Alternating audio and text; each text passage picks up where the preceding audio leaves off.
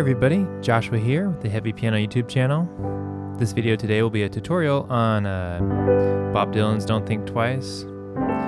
Kind of mostly talking about the fingerpicking style that I'm trying to emulate on the piano. So let's talk about chords and melody, some of my techniques and things I'm thinking about.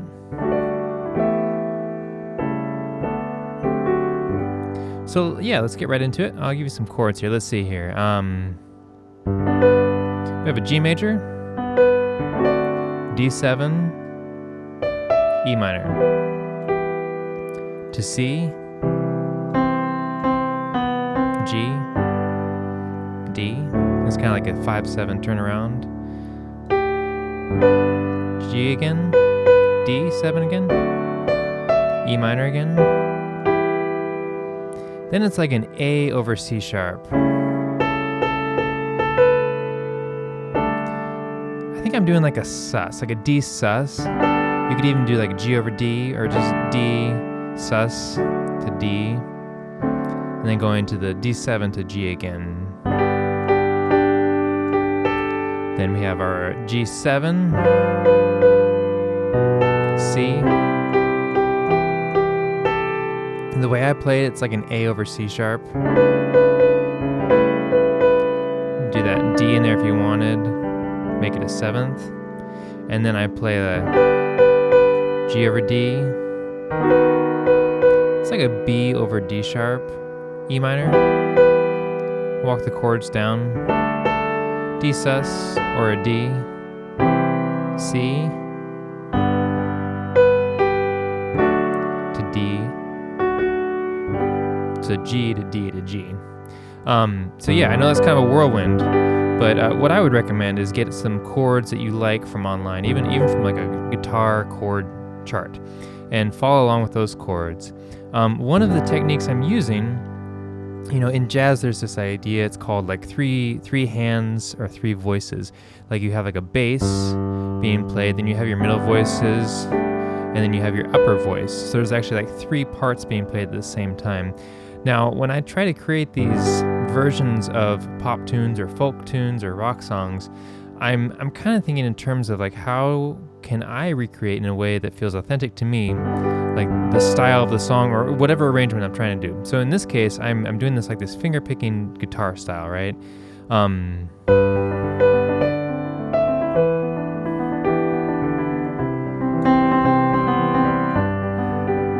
And there's this pulse going through, and it's mostly the left hand.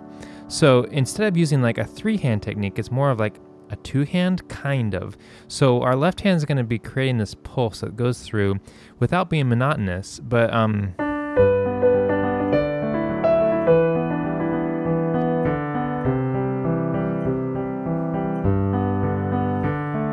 just kind of following the chord progression. So what I will do is I'll do a mix of like spreading the chords out. There's a general rule, like you don't want to get too low into your basic triads down here because they get kind of muddy, unless it's for a certain effect you're going for. So one of the things I'll do is, and I know I have maybe more of a reach than some folks, you could totally do an octave reach, or like a 5th kind of pulse back and forth. That works too. It just changes the energy and the movement of the piece a little bit. But what I am looking for, is kind of like this pulse in the background. And in between that, I will add a little bit of middle section, like that middle voice, and then I will add the melody on top.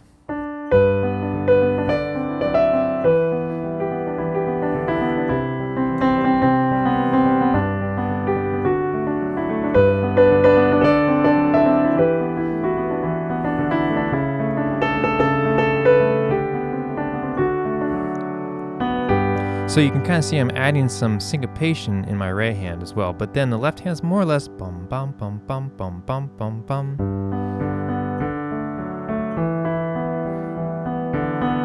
Sometimes you can walk in between the chords. You can do something like those notes.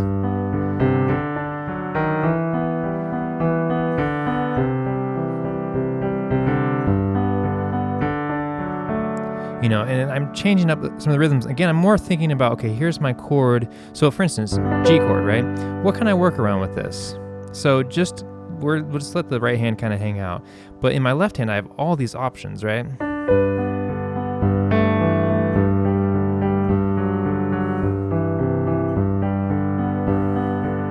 So my initial and my main, there's a chord that I'm returning to, this kind of voicing, right?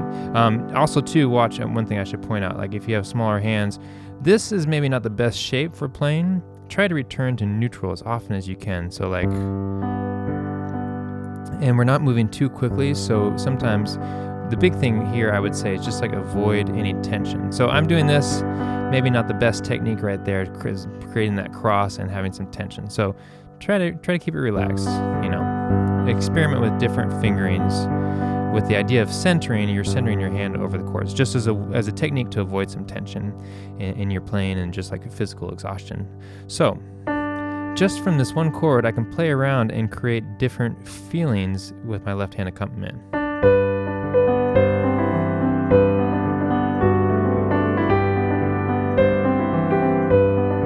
Let me keep the right hand alone. Sorry, I'll just play right hand.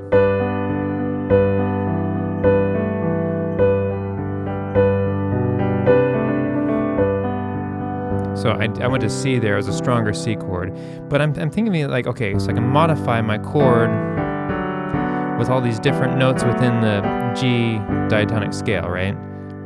So that's kind of where I'm coming from. And then above that, I have my melody kind of floating and singing above everything else, and then also filling in some rhythms in the right hand. I know this is easier said than done. I'll try to do it slowly.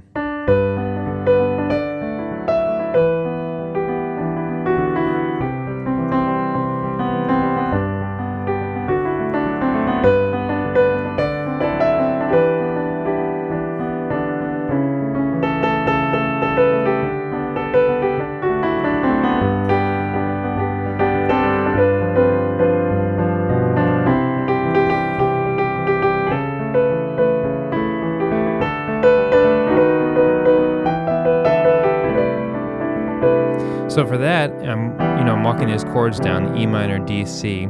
I just spread out my chord into my right hand and created like a little descending line. And then I have that kind of like voicing there with that C9 voicing.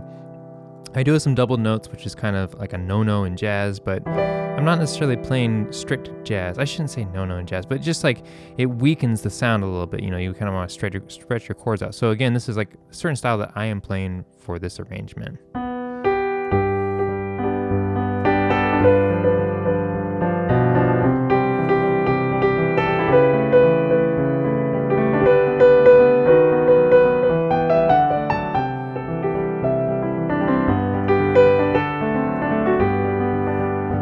So yeah, just kind of through trial and error, I'm playing with the chords and keeping that pulse going, and then the right hand is more free to sing out and add a little bit of like sparkles of syncopation and rhythm in there as well.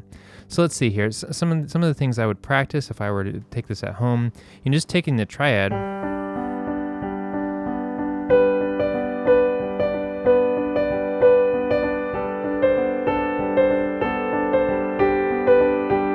Just try getting that pulse kind of feeling. There's like these two rhythms working together, and I'm just going through thirds. It's like something you can do. You can pick different intervals.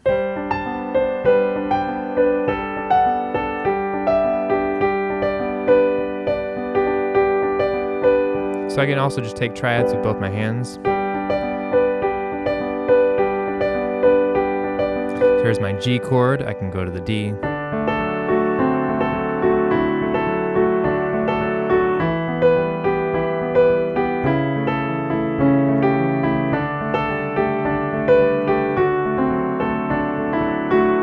So kind of getting some of those patterns in my fingers, right?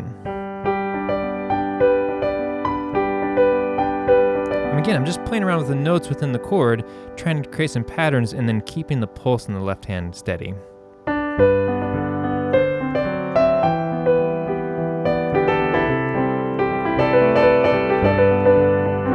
Kind of that like country kind of rolling up to the third. You'll hear me do that in some of my arrangements.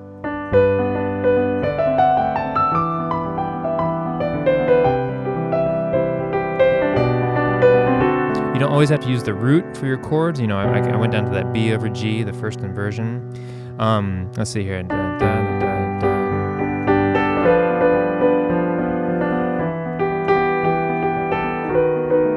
You know, one of the things I did there's my root version, walking it down instead of playing the G7 like that, walking down, and then it kind of works. And then, you know, the B7, again, these are going to feel differently based on the way you voice them, right?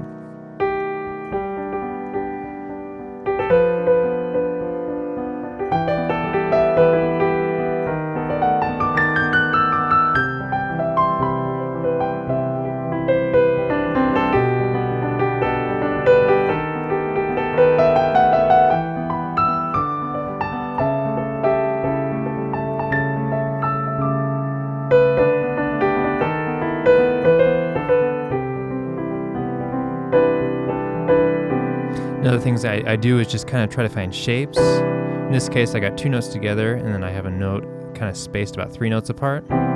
Same thing here. You know, I can kind of do that around and experiment. So I'll play some deliberately wrong ones. Let's see here. Let's just keep the shape the same. Too clashy, too spicy. Meh. Maybe. A little bit too clashy. You know, then you kind of find, you know, and again, like, depending on the octaves, where the octave of the notes fall, it's going to change the way it feels and sounds, right?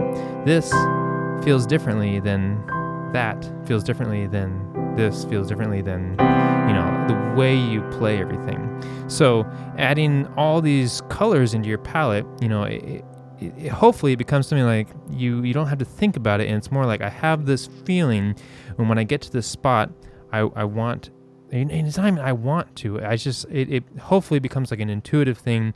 Here's this color. I'm sloping my line. I'm shaping the music to convey an emotion, and I'm drawing upon this palette that I have added to over time or over the years of practicing that I can draw upon, and then from that, I can create something, you know, in the moment that means something to me as a musician, if that makes sense.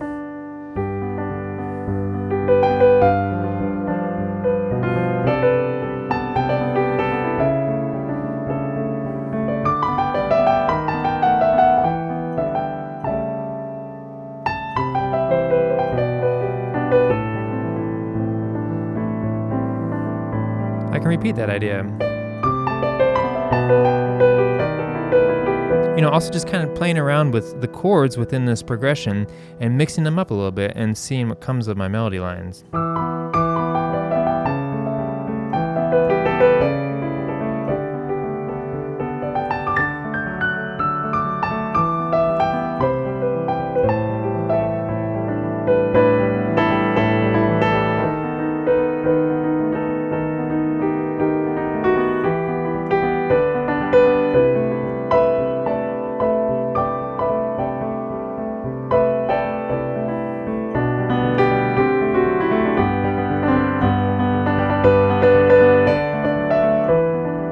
Coming out of like an improvisation back into a melody of the verse.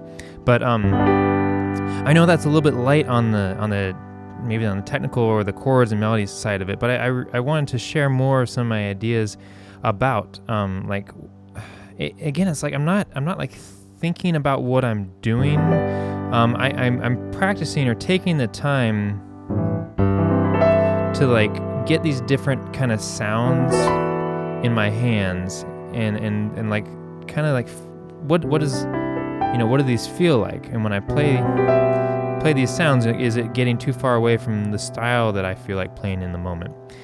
So this song, you know, Don't Think Twice Is Alright, it's a beautiful piece and it's intricate, like musically it's intricate. So I'm trying to take the chords, you know,